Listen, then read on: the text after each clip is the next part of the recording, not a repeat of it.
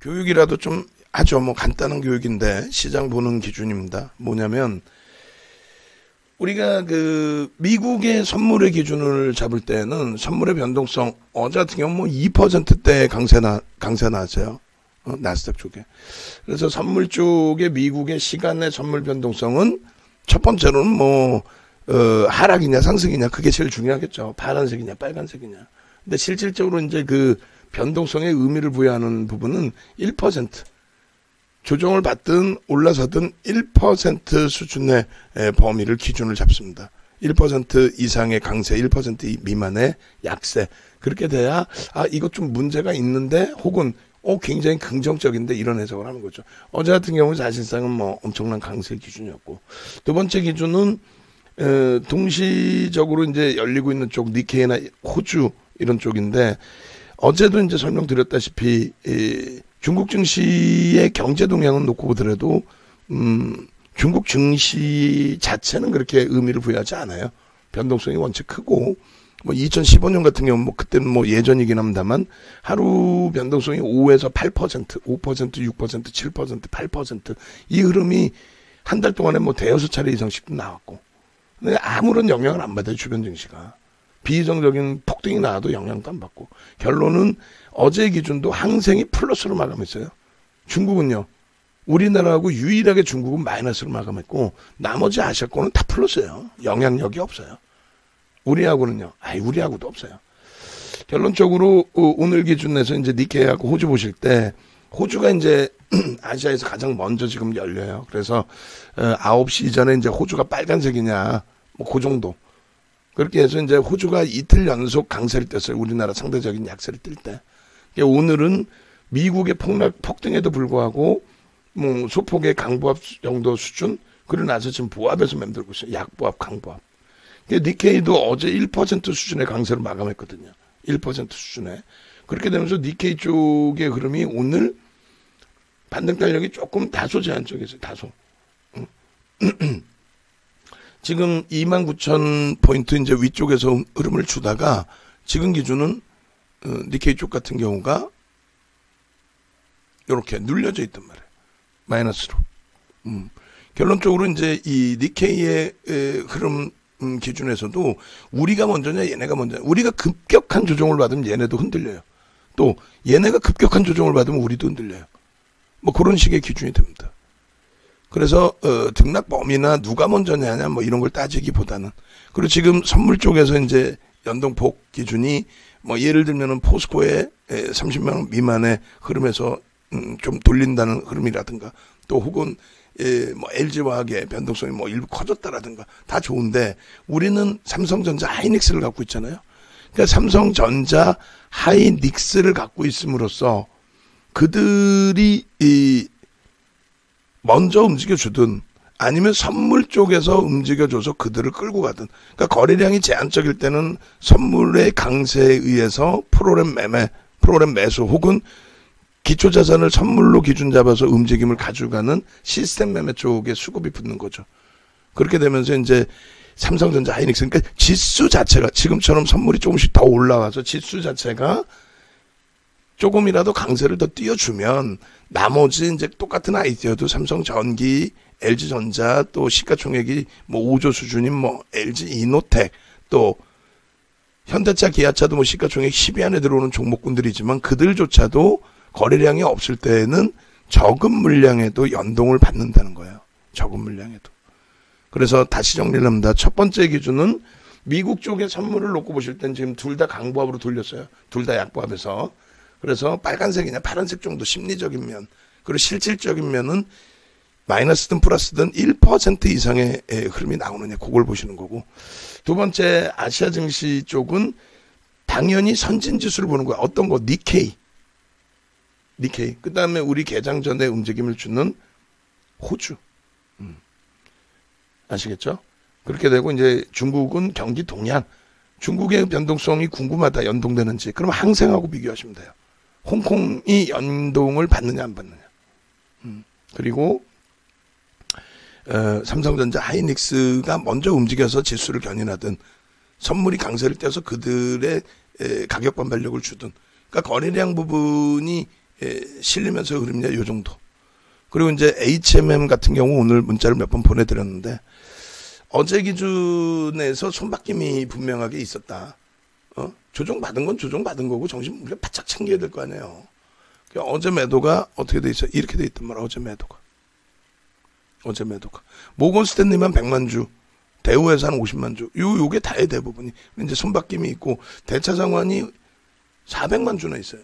그러니까 이제 시나리오로 본다면은 어제 기준에 이제 그 UBS 쪽이나 또 CT 쪽이, CT가 맨 처음에 매수가 들어왔죠. CT의 매수가 들어오면서 그들이 이제 22,000원대, 23,000원 또 UBS가 24,000원대까지 쭉 당겨 올리는 흐름이 연출이 됐고 그렇게 쭉 당겨 올리는 흐름 속에서 다시금 UBS가 위에서부터 내려 꽂았단 말이에요. 그러니까 계정이 서로 다른 계정이거나 같은 쪽의 운영사인데 서로 계정만 달라서 한쪽은 청산, 한쪽은 신규 편입 뭐 이런 기준이 될 수 있어요. 신규 편입 쪽이 이제 뭐 대차 상환이 됐든 뭐가 됐든. 그래서 이제 시나리오는 그 대차 상환으로 들어오는 그 매수 강도에 차익 실현 욕구를 터뜨려서 밀고 내려갔다라는 흐름이 될 수도 있고 여러 가지가 있는데 결론은 가장 그냥 편하게 놓고 보시는 부분이 결론적으로 어제 매도한 쪽은 모건 스탠리 하나라는 거죠. 실질 순 매도의 기준은. 그리고 나머지는요. 나머지 부분은 뭐 이렇게 시티 쪽이 22,000원대, 23,000원대 매수. 교보 마찬가지. 또 UBS는 매수 매도해서 일단은 손바뀜. 위에서 정리하고 밑에 또 샀잖아요. 그 기준. 그리고 결론 누적적인 그 기준에서는 창고 동량이 UBS가 어찌됐건 가장 많고 이들의 평균 단가가 18,000원 이상이라는 거. 그리고 이제 한투. 그 다음에 CT그룹은 뭐 평단이 원체 높아졌죠. 어제 다 산 거니까.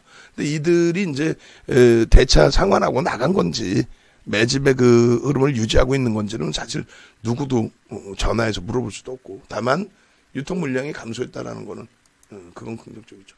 거기에 이제 그 매수 평균 단가 기준인데 누적 순매수가 1,200만 주 정도 돼요. 이게 이제 3.5% 정도 되나요? 아까 계산했을 때 그렇게 되고 그 정도가 됐을 때 이제 우리가 매집 단가의 이 목표 주가 설정 범위인데 아주 짧은 구간에 들어왔단 말이죠.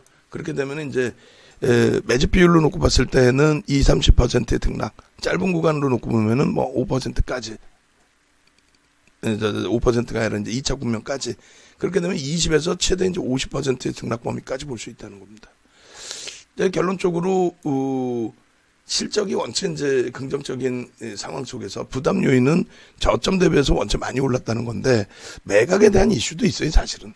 매각에 대한. 그래서 실적을 어떻게든 이제 계속 만들어내는 입장인 거고. 그래서 일단 그 매집 평균 단가가 18,700원이다라고 감안을 했을 때 전부 또 외국인이에요. 외국인 위주 18,700원. 감안을 했을 때 23,000원대에서부터 27,000원대까지는 들어 올려놔야 1,200만 주라는 물량을 원활하게 빼서 나갈 수 있다. 오늘 기준에서 21,400원까지 올려놓는 가운데 어제 매물이라든가 이런 부분에 소진이 일부 있었고 오늘 그 24,000원 저점 찍을 때의 기준에 물량이 거기서는 이제 좀 제한적으로 프로그램 매도가 45만 주 매도 우위가 형성이 됐단 말이에요. 양쪽 다 봐야 돼요. 매도가 100만 주, 매수가 85만 주인데 45만 주까지 매도 우위로 있다가 매도가 조금 주춤하고 매수 강도가 지금 쑥 들어오면서 14만 주 매도로 좀 줄여놨죠. 30만 주 그러면 밑에서부터 다시 사면서 들어 올렸다는 거예요. 그러니까 개인들이 이런 종목을 시가총액 6조, 7조짜리를 개인들이 움직임을 가져가지는 않아요. 이런 뭐 순식간에 10만 주, 20만 주, 30만 주 이런 물량으로 추세 범위는 어차피 외국 기관이 잡습니다.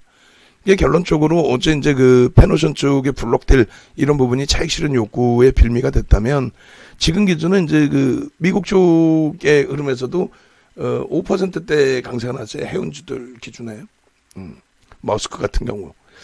뭐 그런 흐름들이 지금 뭐 해운 운임 가격이 컨테이너선에서는 좀 눌려 있다 할지라도 벌크선 쪽에서는 계속 긍정적으로 형성이 돼 있고 또 장기 계약이 이제 뭐 HMM도 추가적으로 3, 4월 달에 더 들어올 가능성이 있고 오늘 이사회 결의를 통해서 이제 뭐 HMM 대표이사 분도 이제 임기가 만기인데 이제 연장이 될 것이냐 이런 내용도 있고 결론적으로 이제 지금 범위에서 가급적이면 이 선물 쪽이 같이 움직여줘야죠. 지수가 같이 움직이는 폭이 나와줘서 기계적인 프로그램 매도 부분이 형성되기보다는 매수 우위도 형성되고 그리고 이제 프로그램 쪽의 기준에서도 마찬가지 지난번에 그 흐름에서 보시면 일자별로의 기준에서 이제 이렇게 프로그램 매수가 200만 주씩 이렇게 들어오는 날들이 있어요. 프로그램 매수 기준에 뭐 전체 일별 프로그램 매수 또 매도 부분에도 마찬가지고요. 개인들이 이렇게 400만 주씩 뺏긴 날이 있죠. 2월 25일, 3월 3일. 3월 3일은 400만 주 프로그램 매수가 다 들어온 거고 2월 25일 잠시만요. 다시 이렇게 해서 일자별로 보시면 일별 2월 25일이 아이고 이날은 왜 데이터가 빠져 있을까? 이날 하여간에 매수가 200만 주로 설정이 되는데 실질적으로 물량 들어온 거는 프로그램 이외에 200만 주가 매수가 더 들어왔다는 거고 이날은 프로그램에서 110만 주가 매도가 나왔는데 결론은 어떻게 돼요? 16만 주분이 안 떠넘겨진 그러니까 자체 수급이 들어왔다는 거예요. 오늘도 지금 계속 이 21,000원 공방에서는 프로그램 쪽에 중간 단계에서의 그 45만 주 매도에서 줄어든 부분이 있지만 시원하게 매수 위로 확 접혀지는 게 아니라 21,000원 공방에서 다시 또 조금씩 프로그램 매도가 나오고 있죠. 그래서 시장 지수가 좀 월등하게 쑥 들어 올려져서 주변 증시도 그렇고 좀 들어 올려져서 움직임이 강도 있게 연출이 되기를. 그러니까 아침에 이제 그 21,400원까지 들어 올릴 때에 그때 이제 프로그램 쪽은 이렇게 순간적으로 순매수 기준에 낙폭이 이렇게 줄어드는 10만 주대 매도였잖아요. 근데 이 순간적으로 이제 적은 물량 거래량에 축축축 들어오면서 좀 많이 줄여놨었는데 그 이후에 이제 지수도 눌리고 그렇게 되면서 이제 프로그램 쪽에 연동폭 또 해지 물량도 있을 거고 여러 가지 결론적으로 이제 45만 주 수준까지 매도가 형성이 됐었죠. 이런 거 이제 같이 보면서 수급 그 추정치 잡아가면 돼요.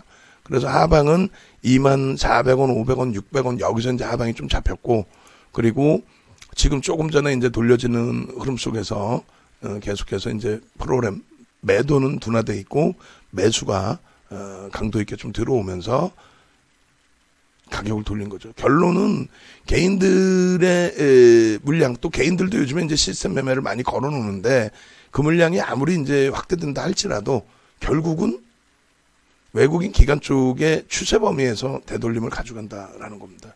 그래서 일단 뭐 모멘텀의 기준으로 놓고 본다면 HMM 같은 경우에 이제 지수에 어차피 강세 속에 연동이 같이 나오는 흐름이 가장 이상적이죠. 지금처럼 지수가 이렇게 또 미끄러져 내려가면 안 되고. 그렇게 해서 니케이 쪽, 호주 쪽도 지금 약보합으로 돌려져 있고 미국 선물이 또 약세로 전환이 돼 있어요. 이렇게 해서 미끄러져 내려오면 이쪽도 연동되는 프로그램 쪽에 매도가 좀 형성될 수 있다는 거예요. 그래서 가급적이면 지수 자체도 돌려놓고 거기에 연동되는 HMM의 프로그램 또 프로그램 이외의 매수 또 특정 창구의 수급 좀 살아나주면서 움직여주고 이쪽에 이제 재료 요인은 뭐 실적인데 장기 계약이 이제 3, 4월에 또 추가적으로 있을 것으로 전망이 되고 있죠. 그 부분하고 또 대표이사의 연임 부분 또 매각에 관련해서는 이제 뭐 아니다 뭐 이렇게 이제 1월달에 선을 긋긴 했습니다만 매각 이슈도 또 있죠. 여러 가지 그렇게 해서 가급적이면 이제 움직임이 좀 긍정적으로 나와주기를 기대를 해보겠습니다. 그래서 시장 보는 시각 그리고 종목군의 그러면서의 시각 이런 부분들을 짧은 교육이나마 진행을 해봤어요. 니케이 다시 강보합 뭐 무슨 뭐 막말로 진짜 경마 중계하는 것도 아니고 뭐 3번 말 5번 말 얘기하는 것도 아니고 아 지금 약보합입니다. 아 강보합입니다. 아 그것도 좀 짜증나요. 그죠? 시세 확 치고 올라가야 아이 좋습니다. 차익 실현할까요? 뭐 이 고민을 하는 건데 어찌됐건 좀 매물 소화되고 그런 과정이다.